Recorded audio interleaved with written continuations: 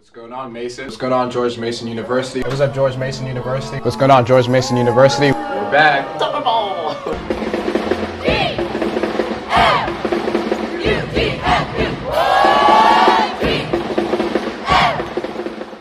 David Bernard. I'm Perry Buckley. Lindsay Hokinson. And I'm DeMonte Shaw.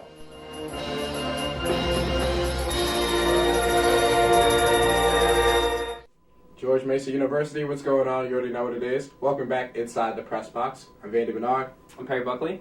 I'm DeMonte Shaw. And making his return to the press box, the Patriot. My man. What's up, man? How's it going? I know, man. It's cold winter. You look like you stay warm, though. All right, cool. All right, so he's going to be here talking sports with us today. You already know what it is. So first, let's talk about our men's basketball team.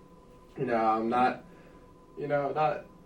had a rough stretch to say the least right now. What do you think some of the things we can do as a team that we can do to turn things around? Hopefully, start winning some A-10 games, start trying to rise back up in A-10. Yeah, definitely. If we can play like we played in the first half and the second half, we'll have more wins on the board. They always play a very complete first half, and most of the time they go into the half with the lead, or they're right there with top teams like UMass and St. Joe's. But that second half comes around, and I don't know what happens. Can't really explain it. The production's just not there, and it's rough. Yeah, we need to get back to that tough defense that we used to have in our years past, because that was our bread and butter, was getting stops on the defensive end. Exactly. And then just grinding it out on the offensive end. We've never been a great offensive team, but on the defense we've always been able to get stops. And this year, for whatever reason, our defense has looked pretty pitiful. Yeah, I agree with you. We definitely need to get back to grinding out defense, because just like you said, that's what made us be able to come out of games and pull out those tough games. And just like you said, DeMonte, we have good first halves, and then it's just those closing games out. Learn how to close games out again. That comes back to your point, Perry, of defense. In times of tough games coming down to the wire, those final couple of minutes, it comes down to defense. Who's willing to die for that loose ball? Who's willing to to step up and just make a play? So I think if we get back to doing that, I think we can definitely see things turn around pretty quickly. So hopefully we see that. Yeah. We got homecoming coming up in a few weeks against State Bonaventure. Everybody's looking forward to that. Homecoming week's always a big week. You better be there, because we're going to be there. So, if you're not, we're going to call you out. But anyways, so we want to shout out Jalen Jenkins, though. Definitely a bright spot. This is his third week being the A-10 Rookie of the Week. So congratulations to Jalen Jenkins. I mean, he's definitely playing well. Yeah. And we know he's going to keep it up. And you can just see every single week, every single game, he just continues to improve. The one bright spot right now. Yeah, I love his energy. I mean, he hustles on both ends of the floor, grabbing those rebounds.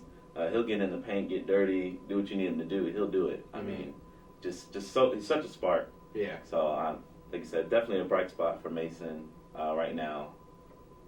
Dark time. You gotta fall down to get up. Fall down, son. Get up, baby. We're gonna be back though. Yeah. So let's swing over to upcoming games. Yeah, The one and only. Actually competing right now, as we're on set, is track and field at the Patriot games. So go on compete or not compete. Go on and support the track and field athletes. And then men's basketball is playing Dayton on Wednesday at 7 p.m. That's at home on February 5th. So, again, come on out and support. We need to get an A-10 win. Yep. Let's get it. And then on Friday, February 7th, men's tennis and men's volleyball are both playing games at 11 for tennis and 7 p.m. for volleyball. Now on Saturday, women's basketball is playing St. Louis. Again, come on out. Need to get that first A-10 win. Cheer them on. Yeah, absolutely. Also on Saturday, women's tennis and men's volleyball are playing games versus Towson at 4:45 for women's tennis, and then at 7 for men's volleyball. So come on out and support the athletes. Definitely. Again, they always put in that hard work no matter what, and we definitely want to show that we appreciate that. I mean, this Mason, show some Mason pride. Come on out, let's do it big. So let's what Mason talk. Let's transition to pro sports, and of course the All-Star we talked about last week. The All-Star starters that were announced, and our thoughts on certain guys making it that probably should have made it. No names mentioned. Kobe Bryant. Guys that didn't make it that should have. The reserves came out, and some of the guys that we thought that should have been starters, some guys that should have been starters, ended up making the reserves. And so, courtesy of Perry, thank you.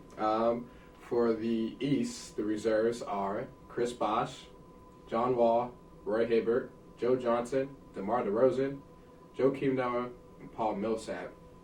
For the West, our reserves are Chris Paul, James Harden, Damian Lillard, Dirk Nowitzki, Marcus Aldridge, Tony Parker, and Dwight Howard. So some of the guys we talked about last week ended up making the team. Before we go into dive into the reserves for both East and West, let's talk about some of the guys that were left off that we probably thought were having some good seasons and could have made it in potentially. Of course, that's the hard thing is always taking somebody off. So Yeah. let's do this. If we think somebody should have made it, who would we take off for that person? Well, I feel like right now the biggest one that most people are talking about is Lance Stevenson. The season he's having, like you said, grabbed his 4th triple-double the other night. Leads the NBA in that category, which is it's a tough thing to do. And he's just balling out for the Pacers right now. If I had to take somebody off, I mean, it'd probably be one of the big men. I'd probably just take Millsap off just because. I knew you were going to go that way. I mean, he's not like, I'm going to tune into the All-Star game to see Millsap. You know what I mean? Like, what is he going to bring to the game? You know, something exciting. Like, you watch the All-Star game for excitement, and I feel like he's balling out this year, but for this venue, I'd rather see Lance, crossing one up and do his little shimmy or something. That's more exciting. Like, I want to see that. I don't like how many big men they have right now on their roster. I feel like the guards make it exciting, and that's what people watch for, the excitement, not for like a solid, good basketball game. We want to see the high-flying dunks, the crossovers, see Brandon Knight falling on his butt. Like, that's what we tune in for. So, I mean, I would take Millsap out for Stevenson, definitely. Sorry, Paul. No love.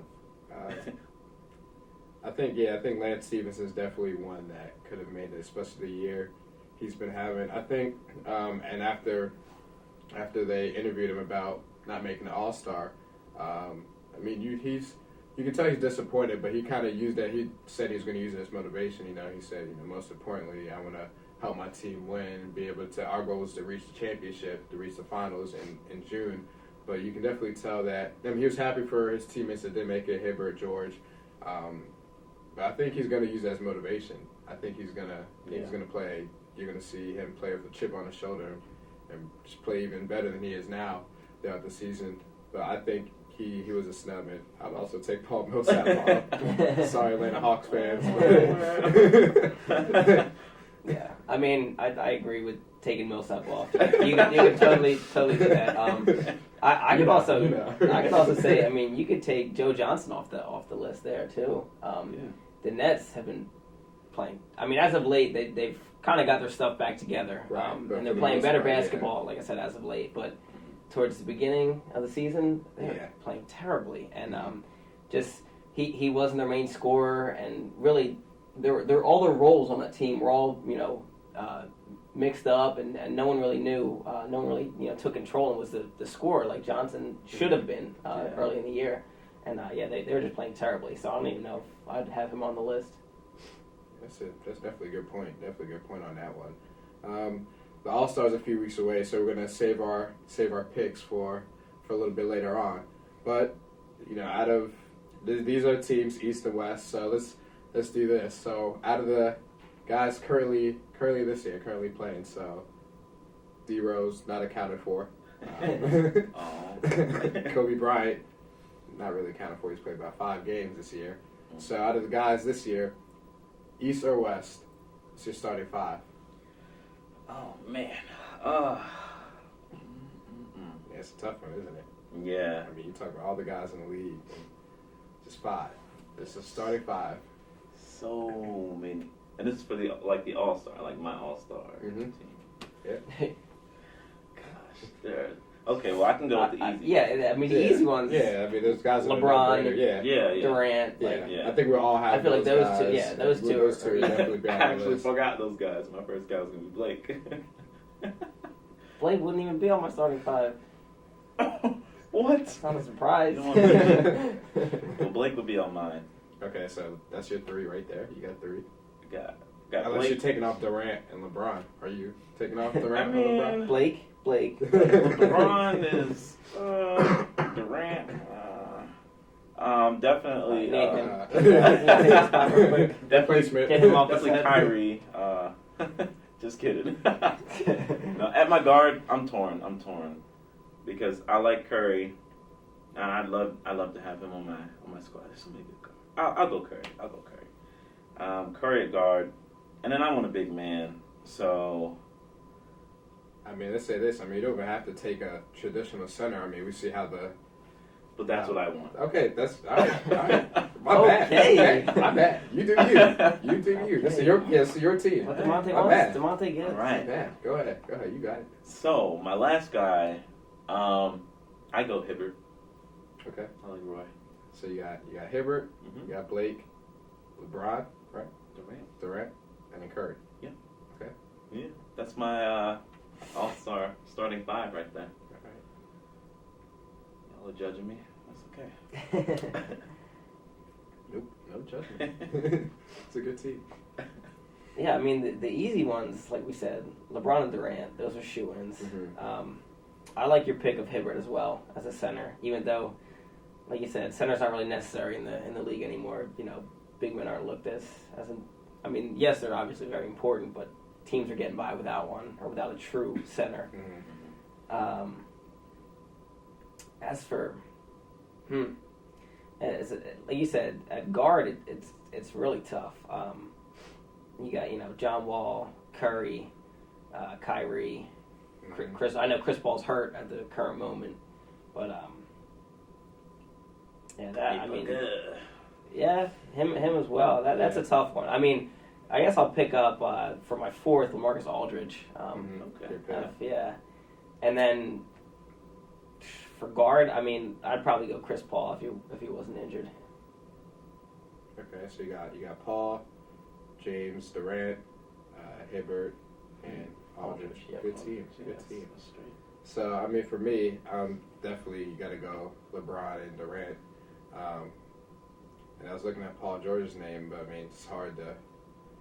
You can't take off LeBron or Durant in either of those categories. I definitely think that I also go with Aldridge as well, over Blake Griffin slightly. I mean, Blake's definitely been stepping up with the absence of Chris Paul, so I definitely give him his props there. Mm-hmm. You better fix your face over there. That's going to be a boring all-star game. Just kidding. I'm sorry. LaMarcus, you're great. He can't dunk. Not like Blake. Yeah, I mean, we're talking about He's not gonna have CP3 throwing it up to him though. I mean, he's got Carlson. Anybody can.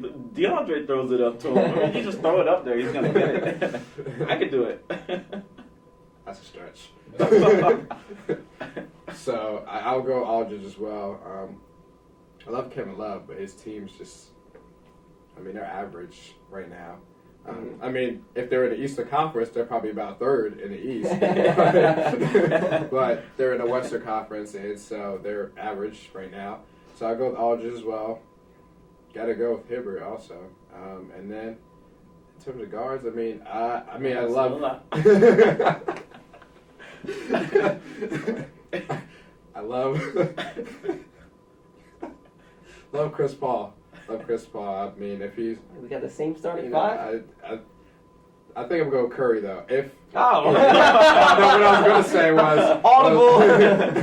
Omaha. What I was gonna say is Chris Paul. If I mean, of course he can't help getting injured, but if he wasn't injured for the last few weeks, I think I'd probably take him. But because of Curry's recent stretch, I'm just gonna give the nod to Curry right now. So I would go Curry, James, Durant, Aldridge, and then Hibbert. It's my starting 5. I like it. Yeah, so, Solid. yeah. Of course we got some similarities, got some got some differences. Yeah, got Blake Griffin up there. Good pick though. Good pick now. I mean, more fans are gonna tune into my All-Star game because of that Blake. So. But our teams are going to be winning. So. Yeah, that's all that matters. That's all that matters. So that's the All-Star. I mean, we're going to continue to dive into All-Star talk in the next few weeks. You mentioned some snubs. So let's bring up something.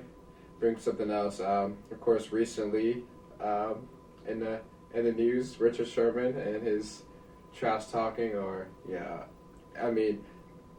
Let's dive on this topic. What do we think of trash talking in general? I mean, we know guys that are notorious for trash talking. Of course, Richard Sherman's in the news for his trash talking. There's guys that might be low key trash talkers.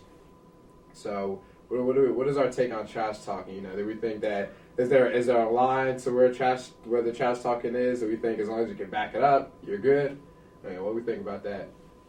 I love trash talking. I actually skipped a class to watch some trash talking and some fighting between Steve Smith and Talib Kweli. I love class. Akeem Talib. That's a rapper, right? Oops. Yes, Talib Kweli was a rapper. Get normal names. Yeah, the cornerback for the Patriots. That's how much I love trash talking. Skip class to watch a guy, but that was me. First of all, you skipped class. I went for 5 minutes and then I left to go watch the game. You might as well not have showed up at all to class. I didn't know it was going to be that good of a game until I was watching it online, and I felt like I'd be doing the. You didn't have a seat in the front, did you? No, I was in the back. And I was like, this is a disservice to my classmates and the teacher for me to sit here and watch this game and get hyped, so I'm going to leave. So I was Stay in school. Stay in school. I was being a team player in that aspect. But I think that trash talking is good. I don't think Richard Sherman has crossed the line. I feel like he's very good about keeping it controlled on the field. I mean, it spills off, outside of that because the media will egg him on, and other people are egging him on. But I feel like he does a great job with it. I mean, he's not excessive about it. I think someone was saying like he was very methodical about his trash talking in his interviews. Like he didn't curse. Like he didn't. It wasn't like really personal. It was just I'm the best cornerback. It wasn't Crabtree is sorry. Yeah, that's not personal. Not at all. But I don't know. It wasn't like overly aggressive. It was kind of like, let me let you know. It wasn't overly aggressive. No. It was a reporter, Erin Andrews. Yeah. She was like shivering. She was so scared. But like he didn't direct anything towards her. She was probably afraid. But yeah, I think trash talking is good. I think I think in the league, it's great. Like, I feel like no one's crossed the line, in my opinion. Okay. I feel that it's dependent upon the franchise and the organization that you're a part of. It fits with Seattle. It fits their identity, and it fits, like, basically what they're doing and the players they have on that team. And they all support Sherman and his comments and whatnot.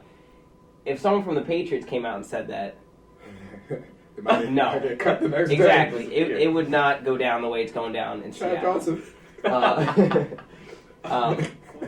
But I feel like it comes from the management level. I personally, I'm not a huge fan of it, especially the way the media has blown it up like they have with Richard Sherman. It's getting real annoying, and I'm ready for it to be over. And I'm an advocate of let your play do the talking. So all that extracurricular stuff is not necessary. I definitely agree with you that the media has blown it up way out of proportion, way more than it needed to be. Sherman, I'm with you that I don't mind the trash talk. He backs up on the field. I mean that's always been his game. That's always been Sherman's game in terms of getting in players' head. I mean, it wasn't just from the playoffs that it happened. It's happened all season. It happened all last year. But I think it's become where it is now because the media has just blown it up, just like you said, Perry. Mm-hmm. And I mean, you need to. I think lay off the guy. I mean, of course, he's probably going to come that time where he talks a lot of trash and somebody beats him, and that's going to happen. That's bound to happen. Happens to the best of us. Yeah, it happens to the best. It's going to happen. Somebody's going to shut his mouth, and he's probably going to go back and still keep talking. Yeah. So I think the media just needs to lay back on it. And I mean, we talk about guys that talk trash. I mean, if you go past or present, NFL and NBA. I mean, one of the guys. I mean, Steve Smith's another one. I mean, he's not in the media a lot, but Steve Smith would get in somebody's head in the game. I mean, speaking of the game that you skipped class for, that was a great game. That was a great game. Steve Smith got in Aqib Talib's head. He mentally hurt him. Like, he's like, oh, he did. My hamstring. Oh, God, I can't face this guy anymore. He hurt him mentally, physically. Yeah. Couldn't complete the game. He put the paws on him. So, I mean, you've had so many trash talkers throughout history. I mean, Reggie Miller. And one thing you notice is only the greats do it. Like, you don't hear about these average, basic guys talking trash. It's only the greats who know they can back it up. Yeah, that's why I don't have a problem with it. Like, if Orlando Scandrick for the Cowboys wants to talk trash, I got a problem with that because you can't back it up. We can't stop anybody, so you don't need to be talking trash. You have to make that face up. You're right. But yeah, like whoa, hey. Sorry. Look, there'll be no violence on the show. We're gonna talk after this. We're gonna have to reevaluate your contract. Please don't shift me. So I mean, those. I think. Excuse me. Going off the. I think the media just needs to lay off Sherman. But trash talking's here to stay. He's not the first person to do it. He's not gonna be the last. So enjoy. Get your popcorn ready. But anyways, George Mason University, as always, thanks for joining us inside the press box. We'll be back next week. I'm Beatty Bernard. I'm Perry Buckley. I'm DeMonte Shaw. For the special guest, the Patriot, thanks for joining us, man. We'll see you next week or next time, hopefully, maybe. Make an appearance again. But as always, George Mason University, press on.